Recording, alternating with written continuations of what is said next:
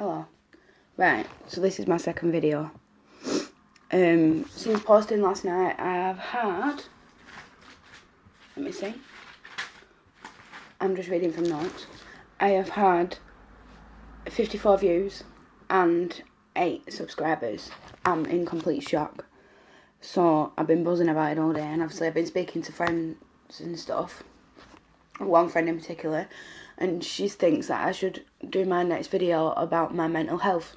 So I'm currently freaking out, but I'm gonna do this. Okay, so as you already know, I'm Stacy. Hey, right. So I'm gonna be talking about my own mental health. I'm gonna talk about the facts and how it affects me personally.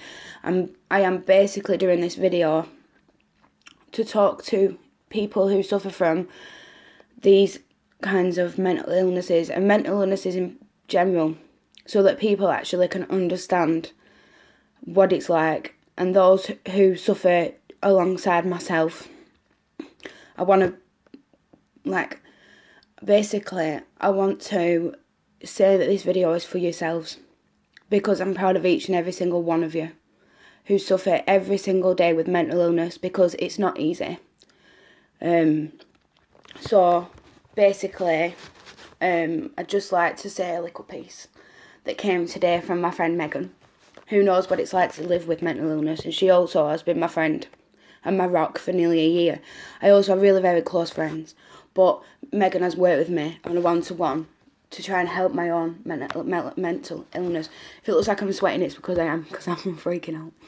So, my friend Megan once said to me, and she said it again today, having mental health is so hard to understand as you can't see it. It isn't a broken leg. It isn't something that can just be mended or fixed like that. It's not possible. It's so good to talk about it because people can't see it. So because a lot of people live by the rule of if you can't see it, it's not there. So to some people, sadly, it is sadly as well, they simply just don't understand. So it has to take people like myself who suffer and other people to talk about it to get the message across, so that people can relate, people can understand, and people can relate. And I'm guessing that there's a few people out there watching this right now that go, yes. And by the end of my video, hopefully I'll have a few more people that will sit there and open their eyes and say, actually, she was right. So she basically did say that it's not like a broken leg. Just because you can't see it doesn't mean it's not there. It needs to be looked at and helped. These people that are suffering in silence need help. Other people need to understand what it feels like. She knows what it's like, and she understands mental illness. She knows more than most. She's helped me with different anxiety tricks. So I send so much love to her. My friend Megan, I love the bones off her. She's amazing. She has literally helped me so much. And I'm not just talking a 20-minute phone call. I'm talking 3, 4, 5, 6 hour long conversations, repeated. And she's got through to me, which a lot of people can't, unfortunately, get through to me. It takes a while. So thank you, Megan. There's my little thing for you, like I promised. Anyway, okay, so I have something that's called BPD, which stands for borderline personality disorder. I also have depression and anxiety. So I'll start talking about my BPD first, because a lot of people don't understand BPD. Because it's not widely spoken about, such as bipolar and other illnesses. I first showed signs of BPD when I was 15. I was erratic, my moods would swing all over the place, I would flip out at nothing, and my mum started to notice at 15. She tried to get me help then, but she was told that I was just a difficult teenager and that basically I would get over it and get through it, which unfortunately I didn't. I was officially diagnosed about 2 years ago now. It's hard to know my diagnosis, because diagnosis just means on paper that I've got a personality disorder, which I've known. I'm now 26, so for the past 11 years I have suffered with this. And recently I am able to live with it, not suffer with it, because mental health doesn't define you. You are stronger than your own mental health. You are all stronger than you think. I had my depression diagnosed at about 5 years ago. Shortly after the birth of my little girl. I was in a bad place and I had bad thoughts. But looking back when I was a teenager, I had these bad thoughts, self-harming, and I wanted out, basically. And I couldn't understand it. So about 5 years ago, I started my medication for my depression. I've tried all kinds of different medications. I am currently on a medication that works for me, but it's took a while. Which is the sad thing, because they like to try with all kinds of different things until they finally decide this will work. What works for me won't work for somebody else. What works for that other person won't work for somebody else, and what works for them might not work for me. It depends on who you are and how well, obviously, the medication affects you. It's always important that if you don't find your medications working for you, that you go to the doctors. The doctors it feels like a scary place. It feels like you're talking to a stranger, but believe me, it's one of the best things you can do. If you're suffering in silence and you're not on medication and you feel like you need it, go get it. Honestly, go get it. My anxiety I've had as long as I can remember. I've been through some traumatic things, to say the least. And my anxiety's always really been there. Like, it's not just walking into a crowded place and not knowing anybody. It's not wanting to go out on certain days. Some days I'll wake up, I don't want to get out of bed. Some days I'll wake up, I don't want to go to the shop. The shop's literally like 2 minutes away. I literally struggle to go into town. I have to have special anxiety things where I'll talk about this later on, but I have to have certain ways of coping with things. I'm guessing that everybody does. Again, what works for me won't work for somebody else, but I'm happy to share my tricks with people, see if they do help you. I'm also on medication for everything. I'm on mood stabiliser for BPD, because unfortunately right now they can't actually medicate you. All they will give you is mood stabilisers. They like to give you things like CBT, which is cognitive behavioural therapy. They like to give you therapies, they like to give you everything they can, but as such there isn't a medication that is prescribed just for BPD, unfortunately. I'm also on a medication that works for me for that. So these are the facts about borderline personality disorder. BPD is a mental illness and a long-standing psychological disorder in which a person lacks a clear sense of self-definition, has difficulty maintaining boundaries in relationships with others, and may engage in occasional acts of self-harm. I don't mean this video to be a trigger to anybody. I'm going to put that out there. I just need to talk about this, and I need people to listen because it's important. It's not easy. It's not always easy to spot, and it's sometimes even harder to diagnose. The sad thing is there is no cure. They will try their best to help, but this is something that I will live with until the rest of my life. The rest of my life I will have borderline personality disorder.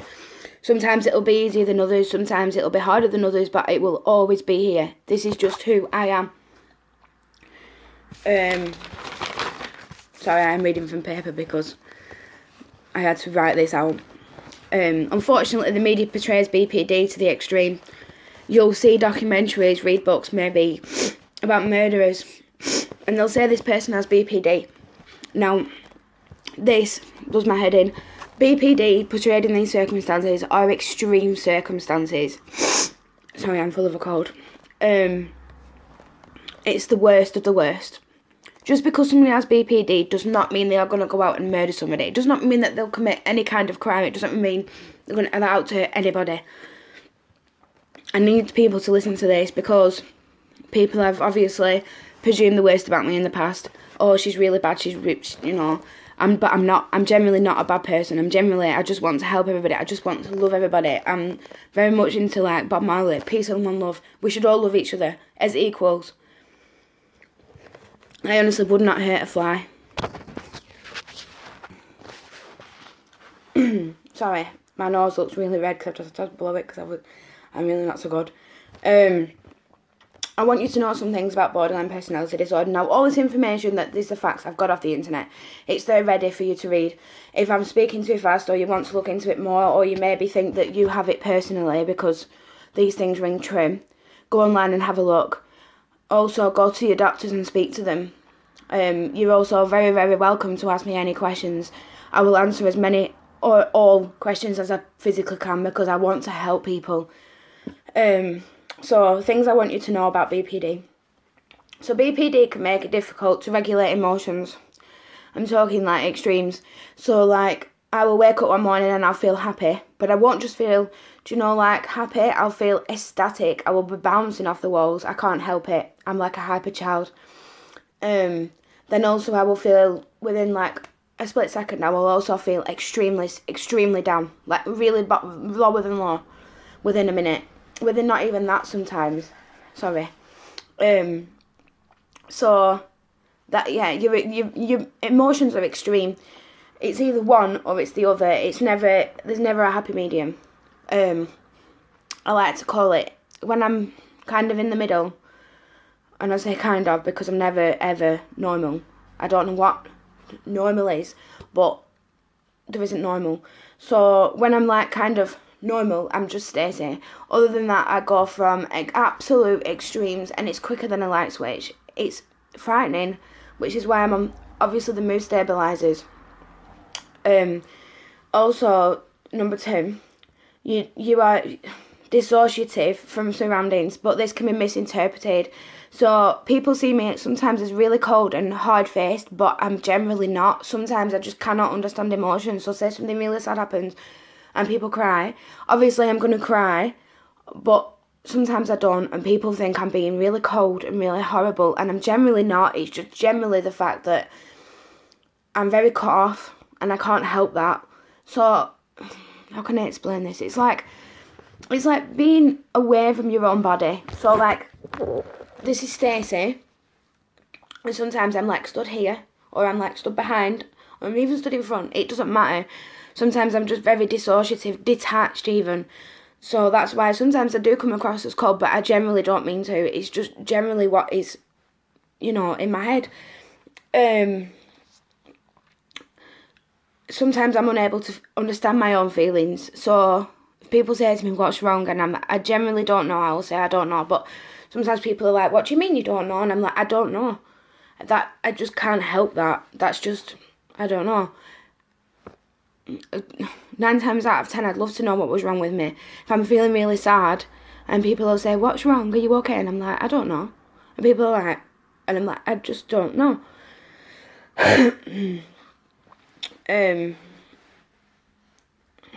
Yeah, feeling apart from your body, that's really scary. So, like, you feel like your body's a robot and you're on the outside looking in, and it's frightening. Also, BPD doesn't make people mean or angry at all, because people do get that, stereotypical BPD, oh my god, she's absolutely raging, she's angry all the time. It's not true. Generally, I speak for myself and I speak for a lot of other people.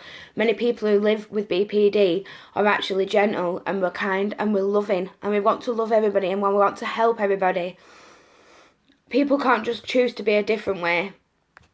This bugs me. Some people just seem to think that tomorrow I'll wake up, I'll be a different mood. Tomorrow's a different day. Tomorrow's not a day. Yeah, tomorrow's a different day, but I don't know how I'm going to feel tomorrow. I don't know if I'm going to wake up and be angry. I don't know if I'm going to wake up, be emotional, be sad, be happy. I don't have a clue. I generally don't know. I just don't know. You can't just wake up in the morning and switch a switch. Don't you think we'd all be doing it? Switching it on and off as we please, but no.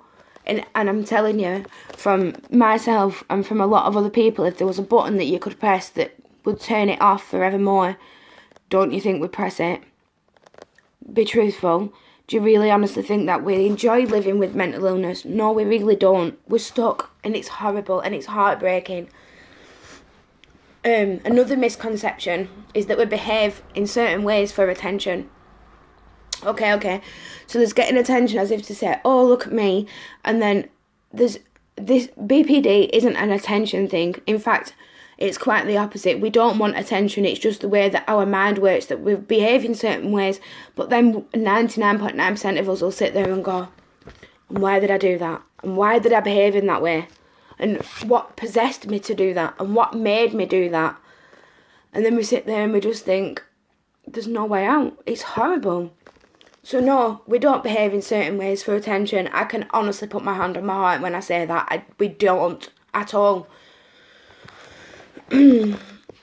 people can go years being misdiagnosed, so when they finally do get a diagnosis, it is a huge relief.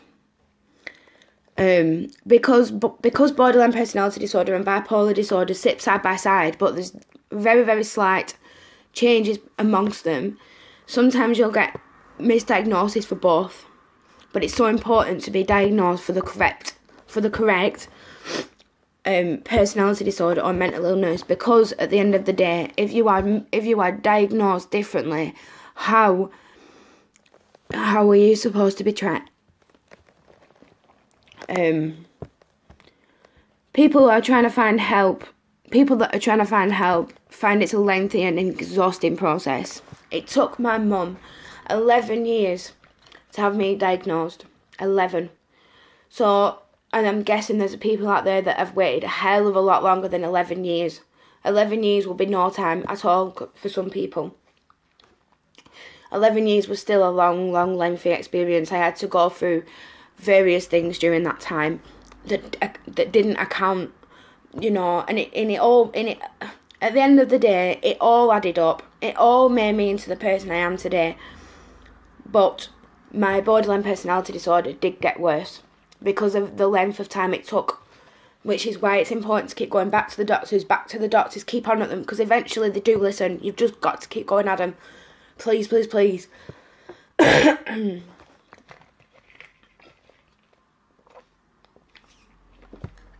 A lot of time people living with BPD also have other disorders, such as anxiety, depression, eating disorders, psychosis. It doesn't usually just come on its own. BPD can also make it hard to form and keep solid relationships. This is so very true, because your brain works in funny ways. So at one side you'll have this person saying to you, don't talk to such a person, they don't really like you. And at the other side there's another person going, don't be stupid, of course they like you. And these people battle all day long, and it's not nice.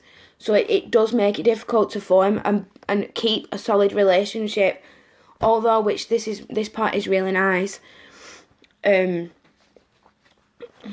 lot of where's it gone? Sorry. My BPD may also make emotional ties stronger. I am emotionally so very bonded to my mum, so very bonded to my partner, so very bonded to my friends, that obviously I worry about them all the time. I love them unconditionally, and if somebody were to hurt them, it would really, really damage me inside, because they are so special to me. I also find it extremely easy to just get rid of people. If my mental health takes over and gets in my head that much that I don't want to be friends with somebody anymore, I'll just bin them off, and it's horrible. And sometimes I just don't mean to do it, and then I look back and think, I genuinely do miss that person. Or, it's just one of those things. Trust is hugely important. Trust is hugely important. You need to feel like you can trust people. When you're opening up to people, you need to feel like you can trust them. That is vital. Because the second that you feel, which is also why you need to, if you know somebody's suffering with BPD or any mental illness, in fact, you need to be very, very trustworthy and allow that person to rely on you 110%, because at the end of the day, they need somebody to talk to. They need to let that out. So being there for somebody and being able for that person to trust you is so important. If they feel an ounce of distrust, or they feel like they can't rely on you, they'll just walk away, and you'll lose a friend or a family member because they feel like they couldn't trust you. Validation is also really important, and patience. You've got to be so very patient in these circumstances, and I know this personally. I have had a lot of people lose patience with me, and I understand that. I'm not going to go into it too much, but I've pushed people to the limit. I've pushed my parents to the limit, and then they've lost the patience with me. It happens. It happens. My mother sounds like I'm being posh. My mum is so patient with me. So's my partner. It's took them a while, but they're there. Especially my mum. My mum checks in on me, maybe like weekly, but sometimes a couple of times a week. I love my mum to pieces. She gets me. She does. Some therapy will work for some, but not for others. This is important. Try different ones until it works for you. Don't give up. Do not give up, because then you go right back to the beginning and it's not very nice. Sometimes the most important fact in the recovery, you know, it is love, it is support, and it is reassurance. So please be there for your loved ones. Love them, support them, reassure them every day if you have to.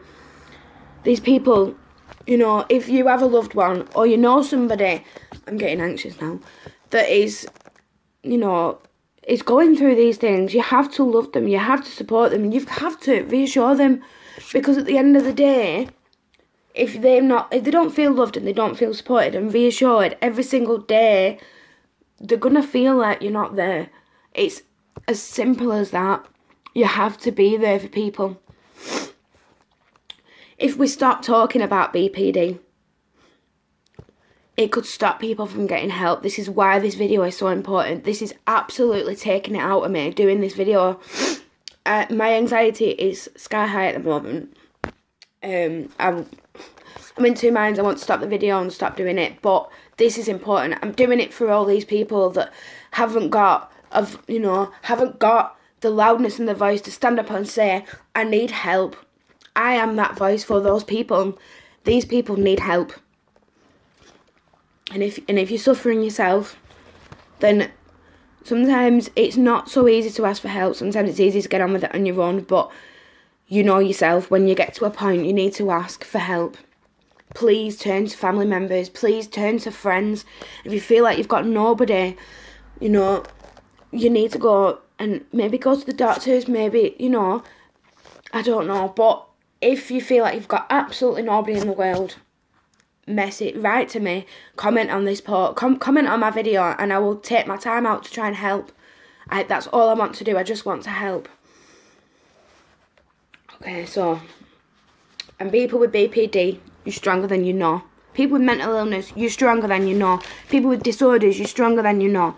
You should stand up, stand tall, and breathe, and say, I am stronger than I know, because believe me, you are. You are worth it, and you are stronger than you know, and you are beautiful inside and out, and you are loved. Okay, so I found this on Google, trusty Google. An insight into the mind of one BPD sufferer. I hate you, but please don't leave me. I love you, and I need you to stay. I feel suicidal right now, but a few moments ago I was on top of the world. I am very sensitive and tend to read into things more deeply than others. I am full of love and empathy, but I am scared of rejection. So I find it hard to show my love sometimes. When I feel suicidal, I just need someone to care, someone to listen. Other times I genuinely wish I could put a stop to all of this. I tend to feel emotional more deeply than those around me. I want and need help, trust, love and understanding.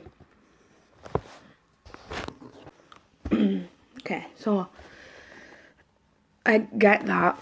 I get that passage, and so will so many other people. You're not alone. I need you to know that. You're not alone. I know that having this, you know, disorder, personality disorder, whatever, mental illness, it makes you feel alone. It makes you feel secluded. It makes you feel like nobody understands. But truthfully, they are. I understand you 110%. It's not nice. It's not the easiest thing in the world. But I know. Having BPD is either black or white. It's either one or it's the other. It's either yes or it's no. I don't understand maybe. I don't understand what the word maybe means. And that sounds silly, but I don't. What does maybe even mean? You either are or you aren't. You're either yes or you're no. It's black or it's white. So when people try to say it to me, they confuse me. So I'll ask a person a question and it'll be yes or it'll be no. But when people say maybe, I literally have to sometimes say, look, I don't understand what that means. Are you yes or you no? Which, it's not nice. I'm also very literal. People with BPD are very, very literal. So when I'm, let's call it an episode. When I'm having an episode with my BPD, if, how can I put this? So like, yeah, so like, if I'm having an episode and somebody says to me, there's a green elephant outside, I will literally go to the window and have a look. There's a green elephant outside. It's just one of those things. Not okay. So if you're not okay, but there's no reason, that's fine. That is perfectly normal. That is okay. Moods changing quicker than a light switch. This is no joke. It's like somebody's literally got, like, how can I put this? Put you into darkness. So you're in a room when it's dark and you can't see out of it, you can't see in it, and that's exactly how you're feeling. So you can't even process anything. So people can actually talk to you while you're in this kind of state, and it's like you've blacked out, and it's scary. So people try and talk to you, and they're like, Stacey, Stacey, Stacey, for example, and I'm like, for like 5 minutes, and then I'll come round and they're like, I've been talking to you, and I'm like, I'm really, really sorry, I blanked out. Right, that's BPD covered, I think. So basically, I'll explain how it makes me feel. So BPD makes me feel alone, it makes me feel trapped, it makes me feel like stuck, but I'm getting help, which I strongly promote. Please go and get help. Please, please, please. If you take anything from this one video, if you need help, please go and get help. Go talk to somebody. Go and ask for help. It's there. It's readily available for you. Please don't suffer in silence. Got a dry throat. I'm very sorry. So touching on anxiety. So many people will suffer with anxiety. Some will stand up and say, I have anxiety, but having anxiety is a scary thing. But it doesn't need to be. It's the feeling of being suffocated, everything speeding up or slowing down, nervousness, fear, worrying and panic attacks. Now, many people may know what it feels like to have a panic attack. Some people won't. So yeah, panic attacks. Those of, I'm sure I've just said this, but I'll say it again. I had to pause it because my cat was meowing for me. Many people who have suffered from panic attacks know the feeling of panic attacks, but it's so hard to explain. Really, really hard to explain. How can you explain to somebody how it feels when everything's speeding up, everything's going slow, everything's all over the place and you can't see straight? And then I've read on the internet a couple of times when people have said, oh, count the flowers around you, count the windows, count the doors. But personally, when I'm having a panic attack, I can't see out of my panic attack. So I don't have a split second to look around at the flowers. I'm too panicked. Okay, so ways to cope. There's a few different ways to cope. I personally prefer not to go out alone. My friends and family and loved ones all around me know how to cope with me if I'm having a panic attack. Remember to breathe. Just, if you take anything from this, please remember to just breathe. It's so hard for your body to go into a panic and think, I'm going to stop breathing, and then because your brain's like working really, really fast, you need to remember to breathe. So if you're having a panic attack, this is one of the ways I found easy to cope. I close my eyes, I breathe in and out like that. About, well, I wouldn't even say a number until I've chilled out and calmed down.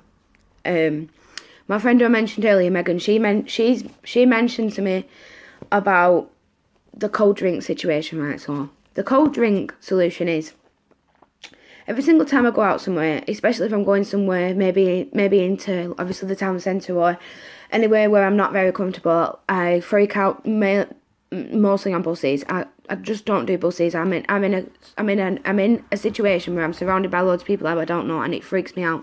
So I go to the shop before I get on the bus, and I'll buy myself a drink, a really cold drink. I usually take a drink from the back that is ice cold.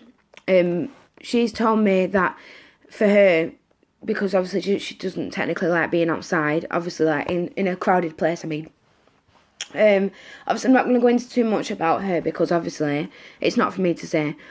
But she told me that like she does it so that she'll make a plan of what she has to do. in the town centre, so she'll say like shop A, shop B, shop C, and she'll make sure that she has a drink readily available. Sometimes she'll actually go and put the bottle of pop or whatever it is, like Coke or whatever, in the freezer, so it's ice cold, and that helps her, because when she's having a panic, obviously when she's having a panic attack, she'll take a drink, and the coldness in her mouth will make her take her mind off everything that's going on up here into her mouth, and it kind of calms her down, or it does calm her down.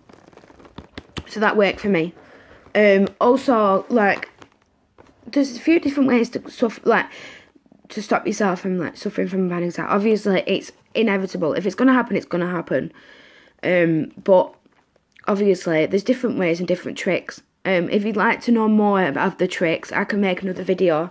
I can sit down with my friend and maybe talk through the different things that she knows as well as I do. I've never understood how to cope with a panic attack before until, well, I did and I didn't. Not properly until I actually met Megan, and she actually spoke through these things with me, and I'm absolutely so very grateful for her. She deserves a medal for that. I absolutely love her for that. My partner also, like, she will also say, breathe, breathe, breathe, because sometimes I just forget to breathe. Oh, right, so I'm coming to the end of my video now, because I know it's, like, really very long, and I need to do, obviously, upload it and everything. Thank you for if you got to the end of this video, then thank you.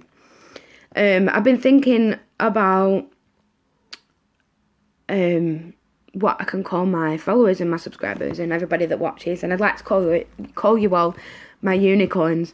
So if you like this and you subscribe to my channel, you are a unicorn. Obviously, like, I'd just like to say like my little end speech, and then I'll go, because it is very long. So yeah, I'd like to thank you all for watching this video. I'd like to thank you all for subscribing, for liking, for supporting me, really, because I know this is new, but it's nerve-wracking, and I probably will get used to the talking, but I'm just grateful. So if you have any questions at all, please comment below. I'll be glad to answer any questions you've got. I'm also on Instagram under Stacies Stories, so go check that out. Go follow me, please. I'd like to remind you all to have a fantastic day, and if it's night when you're watching this, make sure you wake up, hopefully you'll all wake up in a beautiful, sparkling, magical mood that you all deserve to be in tomorrow, and hope you all have a fantastic day, no matter what you're doing, no matter where you are in the world. I love you all. I'd like to give you one last sentence about mental health. I would just like to say, do not let mental health define you. You are you. You are beautiful, and you are unique in your own special way, and you have in your own right as well. So make sure you seek help if and when you need. Don't be afraid to ask for help. Speak out. Please speak out. I love all my watchers and my subscribers. You're all amazing people. And obviously, as I said at the beginning of the video, as of recording this, I've had 54 views in my first video. I have also 8 subscribers, and I'm still in shock. So now it brings me to the end of my video. I'd like to thank you all for watching. If you'd like me to do another video, maybe explaining more into the life, maybe a day in the life of somebody that has BPD or mental illness as such, I'd gladly do that. I am currently sat behind my living room door, and I need to create my own little space so if I can carry on doing these videos, which is why you can probably see my washing and my radiator, because I'm literally sat behind the door. Anyway, I'm rambling on now, so I'd like to thank you all for watching, and obviously, as always, make sure you sparkle and shine. Catch you next time.